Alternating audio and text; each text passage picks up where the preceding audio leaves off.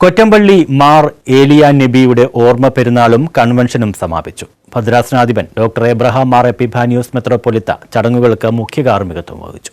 Malankara orthodox സുറിയാനി സഭ മാവേലിക്കര ഭദ്രാസനം കൊറ്റമ്പള്ളി മാർ ഏലിയ orthodox ചർച്ചിലെ ഓർമ്മ പെരുന്നാളും കൺവെൻഷനും സമാപിച്ചു.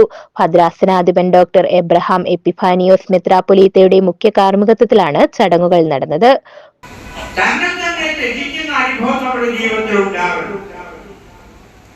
നമ്മുടെ ദൈനംദിന ജീവിതത്തിൽ നേട്ടങ്ങൾ ഉണ്ടാക്കുവാനായി ദൈവത്തോട് ചേരുന്ന അവസ്ഥയല്ല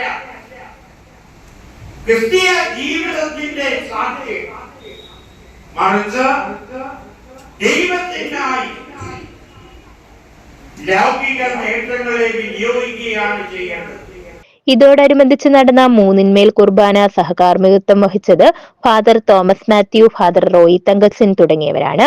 ഇടവക വികാരി father Aby Philip, general convener Thomas Varghese, trustee Monachan Unnunni, secretary Monachan തുടങ്ങിയവർ നേതൃത്വം നൽകി.